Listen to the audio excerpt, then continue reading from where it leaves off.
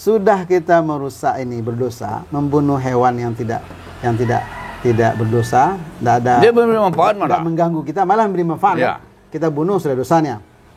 Ya, padahal jerami ini pupuk ini. Padahal jerami pupuk nih. Dia bakar ini. Bakar pula. Mubazir. Anggaplah membakar jerami ini tidak berdosa kan? Ya, tapi mubazir. Tapi mubazir. Mubazir. Berdosa juga. Assalamualaikum warahmatullahi wabarakatuh. Assalamualaikum warahmatullahi wabarakatuh. Siang ini kita berbincang dengan Ustadz Mulyadi Muslim. Kita akan perbincangkan Pak Ustadz sawah pokok murah. Sawah pokok murah? Ya. Oke. Kita minta pandang Ustadz dari sisi agama Islam, sisi agama. Kita bagaimana pandang Ustadz, kita berbincangkan sawah pokok murah. Ya. Sawah pokok murah ini namanya pokok murah, artinya biayanya murah. Ya. Dan mudah melaksanakannya. Nah, kemudian keunggulan sawah pokok murah ini juga samping hemat biaya tadi, dia tidak merusak lingkungan. Ya. Dia hemat air. Banyak keunggulan itu, Ustaz. Ya. Nah, coba dari sisi pandang Ustaz bagaimana ini? Malah kita tidak pakai pupuk buatan malah. Ya. Tidak pakai bahan kimia. Ya. Silakan Ustaz. Terima kasih Pak John, kawan-kawan sekalian dimanapun berada, merhati penggiat pertanian. Alhamdulillah kita banyak dapat inspirasi dari Pak Joni, dari Dango Inspirasi kita bisa menyapa kawan sekalian. Nah, tema tentang sawah pokok murah dari sudut pandang agama ini tema yang sangat menarik, sangat istimewa nih sesungguhnya. Ya, mudah-mudahan Ustaz. Karena kan tidak bisa lepas kehidupan sehari-hari kita dari sisi agama bagaimana, kan begitu. Ya, kawan sekalian, kalau kita masih ingat diskusi kita sebelumnya, ada John? Ya. Kan ada tujuan agama diturunkan. Ya. Namanya maqasid syariah. Ya. Kenapa agama diturunkan gitu? Ya. Nah, agama itu diturunkan ada berisi perintah atau larangan atau anjuran kan dalam rangka menjaga nyawa, menjaga agama atau menegakkan agama, menjaga harta, menjaga kehormatan, menjaga akal. Akal, ya. Nah, ini tujuan agama diturunkan. Maka ada peraturan, ada perintah, ada larangan yang dinamakan dengan syariat. Nah, kalau berbicara tentang tujuan syariat berkaitan dengan usaha kita sehari-hari, bidang pertanian misalnya, pasti harus kita sambungkan ke salah satu dari 5 ini. Nah, kalau misalnya bercocok tanam atau menjadi petani dengan biaya pokok modal yang murah, itu menjaga harta. Nah, dalam rangka menjaga harta. Iya. Kalau misalnya bisa dengan biaya murah, hasilnya kalau tidak akan lebih minimal sama dengan biaya mahal, kita harus memilih yang biaya pokok murah ini. Harusnya. Harus. Kenapa harus? Karena agama mengajarkan jangan memaksakan diri. Nah, karena memaksakan diri itu berarti menzolimi. Kata Allah, la yukallifullahu nafsan illa us'aha. Allah tidak membebani seseorang kecuali sesuai dengan kemampuannya. Jangan dipaksakan diri. Jangan dipaksa. Maksudnya, la jali aduna murah maka cari maha. Berarti dia malas sampai berutang. Apalagi harus berutang. Berarti kan menzolimi diri, membebani kan? Iya. Nah, berarti kalau ada orang berpikir instan, pokoknya hasilnya banyak, walaupun biayanya mahal. Biaya mahal, tapi berutang. Nah, itu keliru ya. Keliru. Iya. Biayanya mahal, tapi merusak lingkungan. Oh, salah juga. Kata Allah, wala tufsidu fil ardi ba'da islahiha. Alam ini ekosistemnya sudah bagus. Jangan dirusak. Allah biayanya mahal, merusak lagi. Merusak pula. Berarti dua kali karena ya. Nah, jadi kalau ditanya bagaimana bercocok tanam atau bertani dengan biaya pokok murah, jawabannya dalam sudut pandang agama harus. Atau bahasa agamanya wajib. Kenapa? Karena Allah memerintahkan kita menjadi khalifah, memelihara alam ini. Gunakan semaksimal mungkin, sebanyak-banyaknya. Ya, kemarin kan ada seorang pakar pertanian mengatakan fardu ain ini katanya. Dia pakai dalil fikih, ya bisa begitu kan. Kalau misalnya dia memaksakan diri dengan biaya besar, dengan biaya mahal, dia menzolimi dirinya. Demi produksi tinggi. Demi produksi tinggi. Apalagi sampai berhutang. Apalagi Dan sampai sebetulnya merusak. kalau demi penghasilan tinggi, mungkin masih bisa dipertimbangkan. Tapi ini produksi. Ini demi produksi kan, demi produksi. bukan demi untung. Demi untung. Ya. Nah, terus gini, kalau dia pakai biaya mahal, Ya. nanti kalau sudah panen, dihitung berapa biaya produksi, lalu berapa keuntungan, ujung-ujungnya nggak bisa berzakat. Loh ya pastilah. Nah, padahal agama kita ini mengajar kita menjadi orang yang mampu, orang yang kaya, Ya. supaya bisa mengeluarkan zakatnya. Ya. Jangan dikira zakat itu untuk apa? Untuk pegawai saja. Semua kita mengaku beriman, buktikan iman. Salat, alhamdulillah. Puasa, alhamdulillah. Zakat dari mana? Dari harta. Ini kan harus berusaha kita bisa menjadi pembayar zakat kan begitu. Harus mampu. Mampu. Harus jadi muzaki. Muzaki. Salah satu caranya, pakailah pokok modal semurah mungkin. Berarti efisiensi. Efisiensi. Ya. Nah, jadi kalau ada contohnya atau kata pendapat tadi ahli pertanian, ini fardu ain nih. Kan jadi ketemu nih ya. Demi tegaknya agama, menjalankan syariat Allah, Boleh dia mengatakan berdoain itu. Boleh. Saya akan terkejut juga. Istilah agama dia pakai. Tapi kan bukti nih. Ya. Bagaimana dia bisa, petani itu memastikan dirinya atau kelompoknya memelihara ekosistem. Ya. Tidak merusak alam, tidak membunuh binatang yang tidak berdosa. Ini masuk dia ke limanya masuk Ustaz. Masuk. Ya. Nah, ada orang menggunakan pestisida, atau racun-racun kan. Mungkin secara kasat mata ini memberikan manfaat. Hasil pertanian mungkin bagus karena hama bisa dia berantas ya.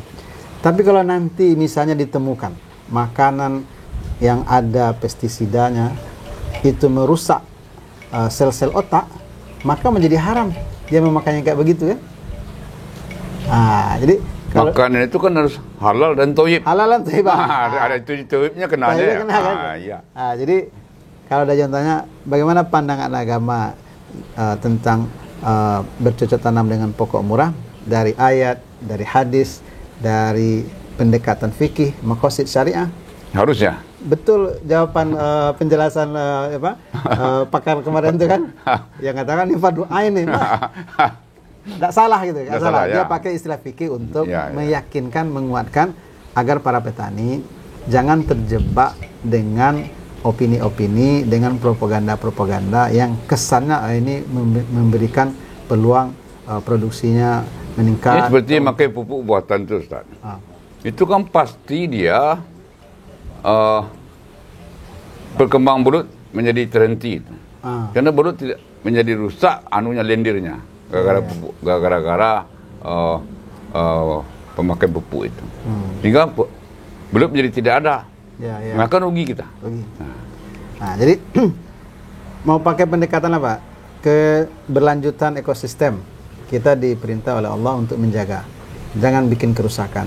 Jangan gara-gara ingin mengambil manfaat, keuntungan yang banyak, tapi ada yang dirusak. Sesaat itu. Sesaat. Nah, dalam kajian kaidah fikih juga begitu kan.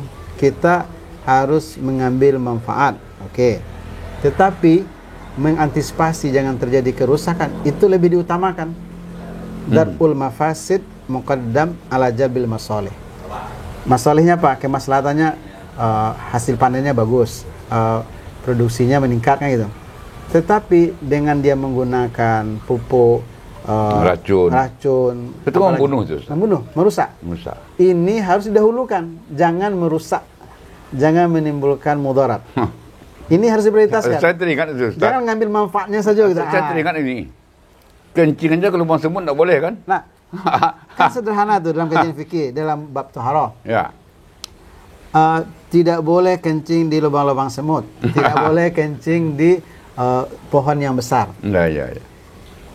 Orang kencing tuh kebutuhan sunatullah kodrat manusiawi ya. Ya. Tapi jangan ke lubang semut. Kenapa? Mati semut nanti. Satu gelas air kencing ini banjir. Banjir semutnya. Mati.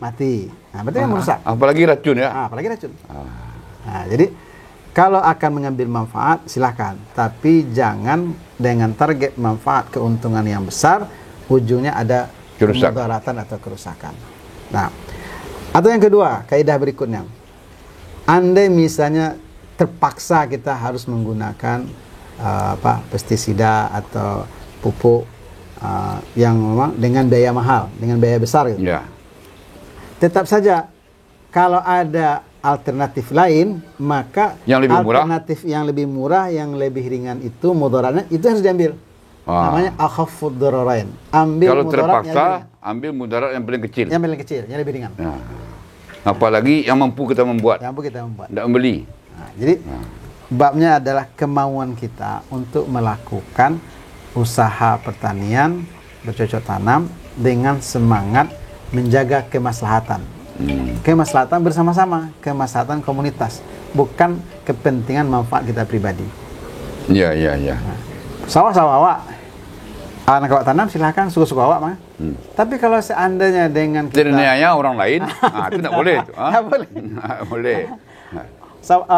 Orang di sebelah kita butuh juga air. Awak ambil air, tidak boleh. Tidak bisa, ada mau para lado. Para ambo mah. Tidak bisa. Pembatalnya bisa selama ke orang lewat. Ya. Atau orang sudah susah orang yang agak badannya besar tidak bisa lewat. Jatuhnya awak berdosa. Ya. Karena kita memberikan mudarat kepada orang lain. Kelamak di awak saya. Pematang itu kan milik bersama tu kan.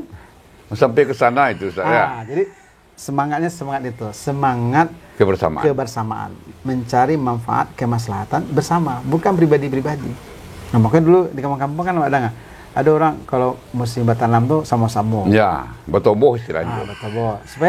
Supaya mudaratnya lebih ringan. Ya, maka kan tidak salah itu kalau pemerintah menganjurkan petani itu berkelompok-kelompok.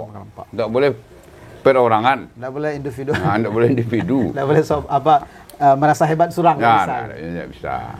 Jadi kembali ke pertanyaan aja tadi, bagaimana kira-kira pandangan agama dengan bersawah dengan pokok murah? Pakai satu fardu ain, wajib bagi orang yang sudah tahu. Kalau tidak tahu belajar. Bagaimana caranya? Ya. Bisa dengan biaya pokok murah agar produksinya bagus, hasilnya meningkat, bisa berzakat, terjalankan perintah agama. Orang sekitar, masyarakat atau keluarga tidak teraniaya, tidak terzolimi, tidak terbebani dengan hutang-hutang, maka pilihannya adalah dengan pokok murah. Maka itu juga adalah perintah agama. Itu kira-kira aja. Daripada kredit, ini ada yang tidak membeli. Yang tidak beli. Ya. Kalau masalah hutang-hutang itu ya, dalam bahasa agama, kita diajarkan berdoa setiap pagi. Ya. Setiap pagi atau malam. Dalam sehari itu sekali minimal berdoa. Apa doanya? Salah satunya itu kita terbebas dari lilitan hutang. Jadi jangan berpikir petani dengan alasan awak miskin, Allah tapaso berhutang. Jangan. Doanya terbebas dari hutang. Tapi dalam otaknya mau berhutang terus. Tidak cocok kan? Kalau dia orang yang taat beragama, mungkin tidak ngerti dia doanya. Berdoa agar terbebas dari lilitan hutang, maka jangan berhutang. Berhutang itu kalau babnya terpaksa, kalau tidak ada nggak dimakan lah. Tidak ada nggak dimakan lah, silakanlah berhutang. Kalau tidak ada orang bagi zakat, bagi infak kan, daripada mati anak awak, istri awak nak makan, boleh berhutang. Tapi untuk bercocok tanam ada pokok yang murah. Mengapa harus berhutang? Karena tergiur produksi tinggi kan? Atau yang kedua, kenapa harus jadi pengemis ke pemerintah? Mohon maaf nih. Ya. Meminta-minta pemerintah kan? Subsidi. Iyalah kalau pemerintah mampu. Kalau enggak seperti sekarang ini kan sudah serba enggak ada ini. Kita salahkan pemerintah. Saya bukan membela pemerintah, enggak. Prinsip kita dulu, wawasan pemahaman kita dalam menjalankan semangat agama di pertanian, di usaha kita sehari-hari. Jangan mentang-mentang awak petani, lah nasib petani kamu utang aja. Jadi saya tidak kalau tidak kareh ya. Enggak, saya tidak kawan-kawan berniat aja dulu. Berniat untuk bayar zakat. Berniat tahun berapa bisa bayar zakat? Tentu dengan berusaha tani mendapat uang. Untuk kebutuhan pokok terpenuhi. Ya. Ada kelebihan sampai 1 nisab. Karena sudah setahun wajib keluarkan zakat. Iya, karena 2 kali itu. Itu kan. 2 kali panen kan udah setahun tuh. Ya. Asalnya bisa keluarkan zakat. Nah, kita bisa kalau mau kita survei kan, berapa petani Sumatera Barat nih yang mampu berzakat? Faktornya bukan karena bukan karena dia tidak berhasil atau tidak panen atau gagal panen, enggak. Faktornya mungkin karena modal terlalu besar. Zakat ini kan harus dikeluarkan dari pokok keluarga lu semua biaya kan. Ya. Nah, keluarga lu semua biaya. Nah, terus baru dihitung berapa kira-kira kelebihan. Nah, jadi itu penyebabnya, salah satu penyebab ya petani kita ini tidak bisa berzakat karena biaya produksinya mahal. Ya. Nah, Ya, artinya kalau ini terpenuhi pembayar zakat dia semua, dia menjadi petani Islami ini, Ustaz. oh itu sangat Karena Islami. tidak membunuh, Tidak merusak lingkungan, tidak membunuh hewan. Ya. Misalnya, misalnya lagi Jan, ada dalam Al-Quran, bahkan diabadikan oleh Allah dalam satu surat An-Naml. Ini cerita ini, Nabi Sulaiman dengan bala tentaranya akan lewat. Ya. Lalu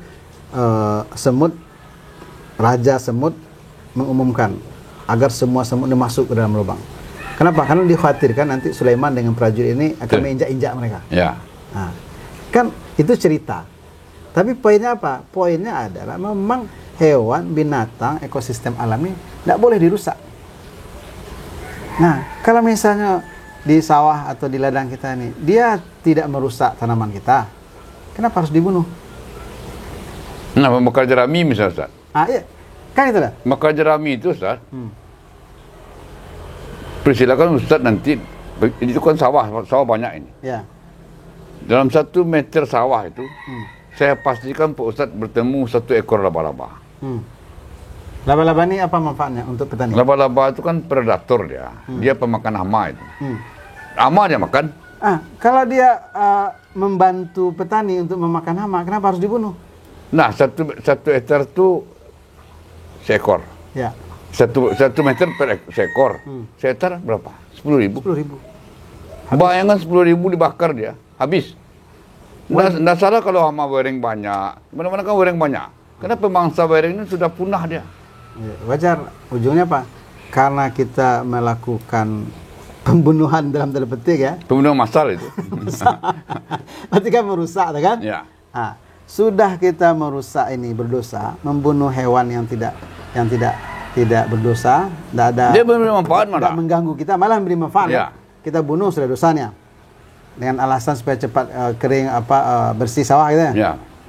Terus, Nah, padahal jerami ini pupuk ini. padahal jerami pupuk nih. Dia bakar ini. Bakar pula. Mubazir. Anggaplah membakar jerami ini tidak berdosa kan. Tapi mubazir. Tapi mubazir. Mubazir. Berdosa juga. Nah, lalu yang ketiga, terpaksa membeli pestisida, terpaksa membeli pupuk. Kan beban itu. Agama tidak mengajarkan seperti itu. Jangan memberatkan diri. Jangan menzolimi. Jangan melakukan kemudaratan. Jangan melakukan kerusakan. Jadi semangatnya adalah semangat memelihara, semangat menjaga. Itu seharusnya yang dimunculkan oleh para petani. Nah, pokok murah ini kan salah satunya itu kan, memelihara, menjaga ekosistem. Hasilnya tetap bagus, berkualitas, meningkat. Jadi ini perlu dikomunikasikan Ustaz dengan para kawan-kawan penceramah atau Ustaz lainnya, nanti dikomunikasikan ini supaya nyambung ke kawan-kawan petani di tingkat lapang. Ya. Cerita surga neraka ya itu Ustaz. Surga neraka itu urusan akhirat. Tapi urusan di dunia ini kan perlu juga. Dunia ini tempat kita untuk beramal, bekerja dengan sistem aturan regulasi yang sudah ditetapkan oleh Allah. Nah, jangan dipahami agama hanya mengatur urusan akhirat, urusan ibadah, tapi juga urusan muamalah sehari-hari, interaksi kita sehari-hari. Interaksi muamalah itu manusia dengan manusia, manusia dengan lingkungannya, manusia dengan alam, manusia dengan hewan, harus diatur. Oke, Ustaz. Jadi kesimpulannya, bersama pokok murah ini hukumnya harus wajib. Kenapa? Karena hari ini terbukti kan, karena kita petani ini terjebak dengan pupuk, dengan racun, pestisida segala macamnya, sudah sekarat mereka kan. Panah. ada pilihan lain. Nah, ini mungkin karena kurang pemahaman kali. Jadi jangan dianggap bersawah dengan pokok murah alternatif, tidak. Harus itu. Supaya Makanya Ustaz kalau bisa ini dalam memberikan pencerahan ini tidak hanya kepada penyuluh dibebankan ini. Penyuluh agama pun wajib. Penyuluh agama pun wajib. Konsep maqasid syariahnya harus dipahami. Disampaikan juga. Nanti lah Ustaz kita komunikasikan dengan kawan-kawan para da'i ini. Ya Ustaz? Okey Ustaz. Terima kasih Dajan. Ada pesan tak untuk kawan-kawan petani di tingkat lapang ini? Ya, jadi atau untuk Ustaz juga. Pesan kawan-kawan. Sama untuk kita semua, para Ustaz, para petani, kita dalam aktivitas sehari-hari memang harus menjadikan agama sebagai pedoman. Nah, jangan kita anggap agama sebagai pedoman untuk urusan ibadah saja, tapi juga urusan muamalah. Nah, dalam urusan muamalah ada yang berkaitan dengan hubungan kita dengan hewan, dengan lingkungan, dengan sesama manusia. Sama satu lagi, Jen. Kalau misalnya kita meracun dengan pestisida, ternyata datang angin. Lalu gara-gara racun itu orang kena infeksi. Kita berdosa, Jen. Iya. Gara-gara kita meracun, orang sakit. Nah, ini kan harus jadi perhatian. Jangan berpikir yang penting sawah. Bayangkan kalau setiap Jumat ada penyampaian ini. Jadi maqasid syariah, tujuan agama diturunkan untuk kemaslahatan dunia dan akhirat. Kalau kita bermuamalah, pastikan muamalah kita yang berkaitan dengan lingkungan, alam, hewan, apalagi sesama manusia, menjaga kemaslahatan agar agama bisa ditegakkan, agar nyawa bisa terpelihara, agar harta kita juga kita dapatkan dengan cara yang halal. Maka pastikan semangat kita adalah semangat menegakkan agama, termasuk dalam urusan muamalah sehari-hari. Apalagi kalau kita niatkan ini bagian dari ibadah, maka dia berpahala insya Allah. Diniatkan pahala dapat juga. Insya Allah. Karena ibadah. Memenuhi kebutuhan anak istri, kan kewajiban itu. Iya. Tapi kita niatkan beribadah, maka dia berpahala. Tapi tidak pahala ibadah mahdhah yang sakral ya. Tapi dia berpahala karena kita menjalankan syariat Allah, menjaga nyawa, kemaslahatan anak dan istri, memberikan makanan yang halal lagi baik untuk anak dan istri, itu bernilai ibadah. Dia urusan muamalah, tapi karena diniatkan ibadah, maka dia berpahala insya Allah. Baiklah Ustaz. Terima kasih Dajan. Baiklah kawan-kawan semua yang mendengar ini, tolong dikomunikasikan kepada semua pihak. Mudah-mudahan kita selamat di dunia dan selamat di akhirat. Amin. Amin. Terima kasih banyak maaf. Assalamualaikum warahmatullahi wabarakatuh. Assalamualaikum warahmatullahi wabarakatuh. Ya, sampai ketemu lagi di sesi berikutnya. Terima kasih Ustaz. Salam Dajan. Video kami kali ini, terima kasih sudah menonton. Jangan lupa untuk like, komen, dan subscribe untuk mengikuti perkembangan terbaru dari channel ini. Sampai jumpa di video selanjutnya.